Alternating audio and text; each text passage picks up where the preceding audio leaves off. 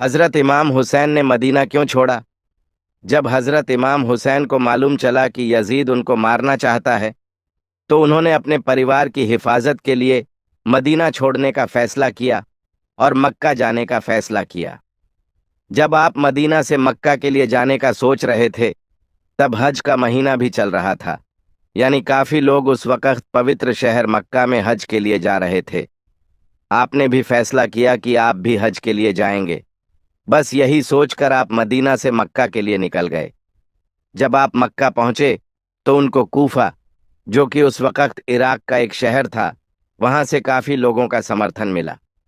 आपको किसी ने खबर दी कि कूफा के लोग आपके समर्थन में हैं और यजीद के जुल्म को ख़त्म करने के लिए तैयार हैं और आपके साथ हैं। आपको इस बात को सुनकर बड़ी खुशी हुई कि कूफा में उनके काफ़ी समर्थक हैं। उन्होंने फिर मक्का से कूफा जाने के लिए फैसला किया, क्योंकि वो यजीद के जुल्म को ख़त्म करना चाहते थे। मक्का के कई लोगों ने आपको समझाया कि आप कूफा न जाइए, वहां आपकी और आपके परिवार की जान को खतरा हो सकता है। लेकिन आपने बड़ी सूझबूझ से फैसला किया कि वह कूफा जाएंगे और लोगों से मिलेंगे और यजीद के आतंक को ख़त्म करेंगे। यजीद को इस बात का पता चल गया था कि कूफा के लोग आप हज़रत इमाम हुसैन के साथ हैं और उसके खिलाफ जंग के लिए तैयार हैं। ये सुनकर यजीद बहुत डर गया था। उसे ये डर हो गया था कि अगर सारे लोग हज़रत इमाम हुसैन के साथ हो गए तो उसकी सत्ता जा सकती है। हज़रत इमाम हुसैन करबला कैसे पहुँचे?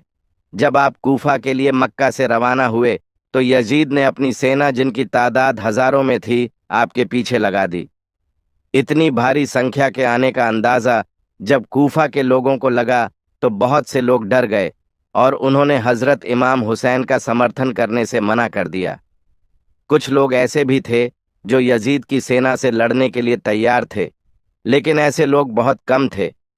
ज़्यादातर लोगों ने यजीद की ताकत और उसकी सेना के डर से आखिरी वक़्त में इमाम हुसैन का साथ देने से इनकार दिया था।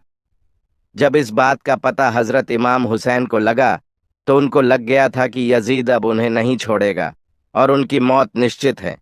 लेकिन फिर भी उन्होंने हार नहीं मानी। उन्होंने फिर भी कूफा की और बढ़ने की यात्रा जारी रखी। अब उनके साथ उनके परिवार के कुछ लोग और साथ में उनके कुछ समर्थक थे।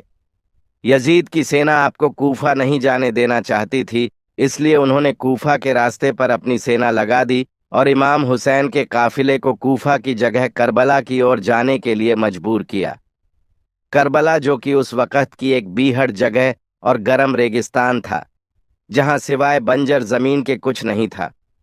इमाम हुसैन और उनका काफिला, जिसमें कुल 72 लोग थे, जब मुहर्रम की 2 तारीख 61 हिजरी को करबला पहुंचे, तब यजीद की सेना भी वहां पहुंच गई।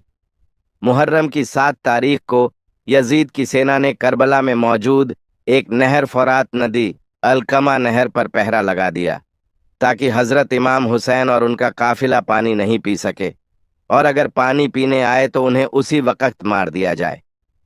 हज़रत इमाम हुसैन फिर भी यजीद की सेना के सामने झुकने को तैयार नहीं थे। वह बिना पानी के अपना सफ़र करते रहे। करबला के रेगिस्तान की इतनी गर्मी में बिना पानी के रहना बहुत मुश्किल था। बिना पानी के हज़रत इमाम हुसैन के बच्चे प्यास से तड़पने लगे, क्योंकि उनके पास न पानी बचा था न खाना।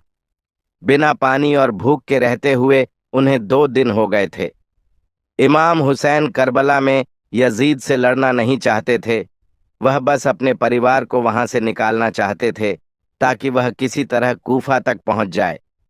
उनको पता था कि यजीद की सेना उनके पूरे परिवार को मार देगी, इसलिए वह सेना के सामने नहीं आना चाह रहे थे। मुहर्रम की 9 तारीख को यजीद की सेना ने करबला में आपके काफिले पर हमला कर दिया। अब आप समझ गए थे कि उनका बचना मुश्किल है। हज़रत इमाम हुसैन ने यजीद की सेना से 1 रात की मोहलत मांगी, ताकि आप मुहर्रम की 9 तारीख की रात अल्लाह की इबादत कर सके और अल्लाह से अगले दिन जंग में फतह हासिल करने की दुआ मांग सके।